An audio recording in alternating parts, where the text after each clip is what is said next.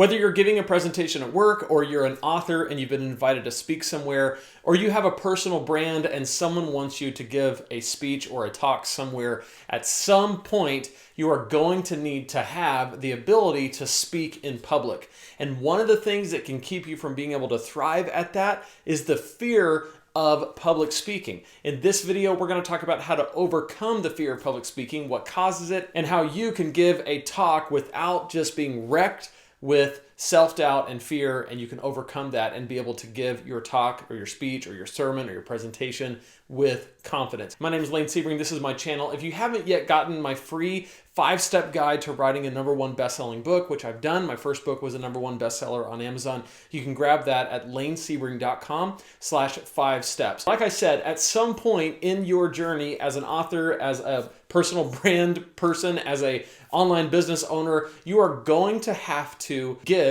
a presentation, a talk, a speech. And it's so interesting because public speaking is one of the things that so many people are afraid of. Now, I've been preaching for a long time and I've done a fair amount of speaking in public, and I'm not really nervous anymore, with a few exceptions. I'm gonna talk about those as we go along.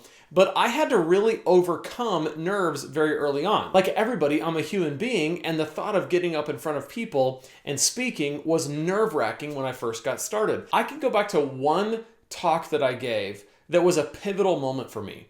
There was about 1,500 people in the audience. I was in high school. It was at a service called a baccalaureate, and I was giving a talk. It was about a 10-minute talk. Most of my graduating class was there and their families. And I remember this feeling of absolute sheer adrenaline and nervousness, and oh my gosh, I can't believe I agreed to do this. All of that's happening as I'm sitting there waiting for my turn to get on stage. And I remember when they called my name, and I got out of my chair, and I walked up to the steps, and I walked across the stage in this high school auditorium, 1,500 people in the audience, put my notes on the podium, and I started to speak. And the nerves left and the thrill of speaking, the thrill of people watching me say words. Sounds weird to say it that way, but it was unreal. The thought of these people have stopped what they're doing and they're listening to me, and I'm saying something that is compelling enough for them to listen to it. It was unreal. And I had prepared a really cool speech. I was really excited about it. I got so much feedback after that from people. Now, I'm 18 years old. People are gonna say it's great, even if it stinks. But for me, it was a pivotal moment for me. The reason why is because from that point on, anything else I did, I could always go back and say, I got up and spoke in front of 1,500 people and I survived. And it didn't suck. And it felt good. It was okay. It was great. Whatever it was, I did it. And so some of overcoming nerves is just going to be taking opportunities and doing it. Getting up in front of people and speaking at any chance that you have. That's a huge part of it. But how do you get there? How do you even work up the nerve to get in front of 1,500 people or 150 or 15? How do you decide that it's time, right? If you have a presentation, you have to give it work. You just have to do it. If you're given an opportunity to speak, maybe because you're an author and somebody finds your book and they say, hey, would you come speak at our conference, teach a breakout? How do you overcome the fear of public speaking if it's not something that you do and it's not something that you're comfortable with yet? All right, so I want to talk about what makes us nervous before we speak. The thing that makes you nervous is the idea that everybody's attention is going to be focused on you and you're going to have to deliver valuable content. And because we don't like to be singled out, and because we want to be with the crowd and with the herd, when we're singled out and they're all looking at us, we kind of have this feeling of, if I don't deliver, they're all going to attack. Lots of social pressure. This isn't necessarily real, but it's perceived by us. And so we stand there and we go, oh my gosh. And so what happens is your body is flooded with adrenaline. The same thing that happens in a fight or flight situation, right? If you're walking along and you get scared, you get jolted, right? You're driving in your car and you think somebody's about to hit you, you almost get in a wreck, that feeling. That's the same thing coursing through your body right before you get up to speak. It's nerve-wracking. And it happens because we're social animals and we want to fit in, and all of a sudden here we are on a stage and everybody's looking at us, and we would much rather just be in the crowd looking at the person on stage. Way less pressure that way, right? But if you want to overcome this fear, you have to first acknowledge that's where it comes from. There are ways to overcome that, but you just have to know that your body, like physically, it's not just in your head, it's all throughout your body. You're just physically reacting, physiologically, to this pressure of I've been separated and all eyes are on me and I better deliver. Tons of pressure. What I want to do is I want to give you 3 ways to overcome the fear of public speaking, and then a bonus. The bonus is just a way of thinking that will help you. But these 3 things are super important. There's 3 steps and then a bonus. So here's the first one. Be adequately prepared. The reason why I get nervous before a given speech or a talk or a sermon is only if I'm not adequately prepared. If I didn't take the time necessary to study the topic, to write out my notes, to make sure that I understand the talk, that it's in me, that I don't just have a talk, but the talk has me. I don't just have a message, but the message has me. All of that has to happen before I get up to speak. And the more prepared I am, the less nervous I am. The more prepared I am, the more ready I am. The more prepared I am, the less I'm just focused on what these people are thinking, because I'm thinking about the content. So some ways to adequately prepare. The first thing you might do is, if you need to see it all written out, maybe write a whole manuscript of every word you think you're going to say. This doesn't work for everybody. For example, for me, this does not work. I tend to work more with bullets and an outline. And so if you think about your speech, you think about your talk, think about the problem that you're addressing, the question that you're addressing, the struggle that you're addressing, and think about how to hinge that on one phrase or one sentence, one bottom line, and then work from that for the rest of your talk. Whether you're helping your audience solve a problem, or you're explaining an issue, or you're helping them think through a solution or an answer to a question, it's really good to kind of pinpoint what is the conflict, and then from there, map out how you're going to communicate to your listeners how that problem is solved, how that question is answered, how that conflict is worked through, and then how they, as the listener, are going to be able to apply that solution in their experience, whether at work or in their daily lives. So be prepared. Think about the examples that you're going to give, the stories that you're going to tell, and write those out or bullet those out so that it's all in front of you. The second thing you want to do, and this goes along with being prepared, but it takes it to the next step. The second thing you're going to do is rehearse. When I say rehearse, I mean rehearse. I mean get in front of a mirror, as goofy as this sounds and as cringy as this may be, get in front of a mirror and give your talk. And when you do it, record it. One easy way to do this is take your smartphone, go to the voice memo app and hit record. And so that you can go back later and hear yourself saying what you want to say in your talk. What this does is you kind of get it out. It's coming out of you. You're saying the words. You get to hear what they sound like when you say them, so that when you get up in front of your audience, it's not the first time those words are coming out of your mouth in that way, because you've already recorded it. So if you record it, you're able to hear, oh, that's what it sounds like when I say that. That's not exactly what I want to say. I'll change it.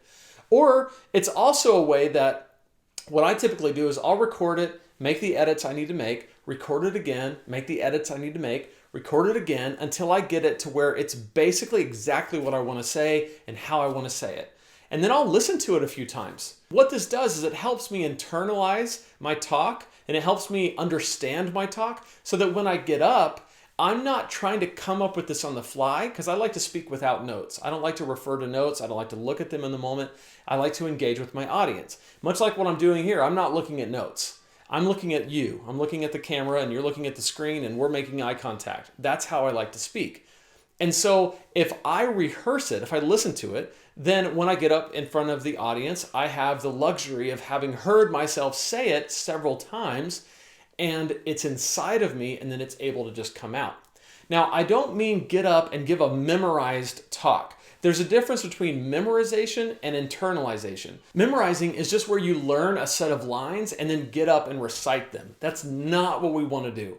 What we want to do is internalize it. In other words, we understand it, it's in us, and so the essence of it comes out, and really the essence of every part of it.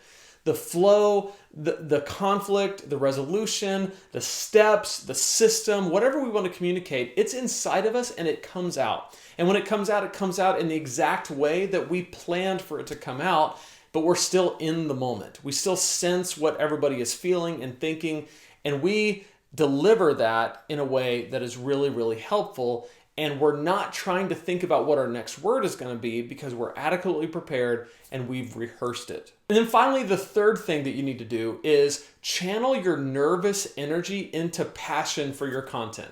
Now, this may sound weird if you're giving a presentation at work and you're like, I'm not passionate about this. If that's the case, you can find a way to come at it from a different angle where you are passionate about it. But if it is a talk that you're already passionate about, you believe in it, it's a sermon or it's a message, or it's something that you think people should hear, like a TED Talk, or you're given an opportunity to talk about the one thing in life that is so fascinating to you that you built a whole brand around it. Take all that nervousness and say, okay, this is in me and it's giving me energy. So rather than letting myself be nervous, understand that that nervousness is there because what you're about to do is important. And so take that and channel it into energy. One of the ways that I like to do this is with breathing techniques. Get alone before your talk. Even if you have to go to a bathroom or you go down a hallway where nobody's there, take some deep breaths in and out to calm yourself. Okay? 2 or 3 really good deep breaths. And as you're doing that, think about your first words that you're going to say. Think about your opening lines. What are the first things that are going to come out of your mouth? And maybe even practice saying those to yourself so that you're calming that initial nervousness of, oh man, when I get up there, what am I going to say? Just kind of think through that. Breathe. Relax a little bit and then let that pent up energy not just result in nervousness, but result in passion and energy for your content. In this, when you get up to speak, do not say you're nervous. Now, I understand some people might think that this is a good thing to do. Hey, if I just tell them I'm nervous, then they'll have compassion on me. I don't recommend this, and here's why. As soon as you tell them something like this, as soon as you get up and say, hey, everybody, I'm just, I'm not used to this, and so bear with me. I'm kind of nervous, but we'll make the most of this. The problem with that is that when you do that, you set a tone. You set the tone. You as the speaker set the tone for how your listeners are going to respond to you and they're going to relate to you. And if you've said, hey, I'm not really ready for this, but bear with me, half of your audience that's empathetic, they're going to say, oh, is she okay? Is he okay? Is everything fine? Right? They're empathetic and they're going to empathize with you instead of listening to your content. You don't want that. You want them to listen to the content and focus on it, not on you and how you're feeling. The other half that are less empathetic, they're going to be sitting there going, well, if you're not ready, then why are you wasting my time? I could be doing any number of things. Why are you standing there if you're not ready to speak? Okay? Pretty harsh, right? You don't want either one of those reactions. And so rather than announcing that you're nervous, don't take that on as an identity. Don't say I'm nervous. Say I'm passionate. I've got energy. This thing is ready to come out of me. So here I go, right? And so it's just a different attitude to have. Nervousness into passion. Channel that energy. Breathe if you need to. Go through the opening lines. Don't say you're nervous. Dive right in. Those 3 things will help you be prepared, rehearse, and channel your nervous energy into passion. Now, I talked about a bonus. The bonus is, and this is just a way of thinking. Here's the thing. It is very natural to feel like everybody's thinking about you. But here's what you need to understand. They're not thinking about you. They're thinking about them. Okay? We are self-centered people. When it all comes down to it, you're obsessed with what they're thinking about you. And guess what? They're thinking about them and probably obsessed with what you think about them. But they're not necessarily fixated on every single word and every single thing that you do. People are generally worried about themselves. So when you realize that, it takes a lot of that pressure off to say, yeah, I'm on stage and they're all watching me, but their heads are full of their own problems, their own issues, their own challenges, and they're not just hyper fixated on me. And later today, they're not going to be still thinking about me and how I stuttered or said too many times or forgot what I was going to say. They're thinking about them. Okay, not me. And that gives you a lot of freedom because you can do your best and then move on and realize that At the end of the day, you might be still mulling it over in your head, but they've moved on. And you're thinking about they're thinking about them. And so you don't have to be as hard on yourself because you're really the only one and most likely your worst critic. So those are the things that I like to do to overcome nervousness before a talk. I want to hear from you. What do you do to get ready for a talk? Do you have something coming up that you're nervous about? I would love to help in any way that I can. Just leave a comment below and give this video a like, share it with a friend, and I will see you in the next video.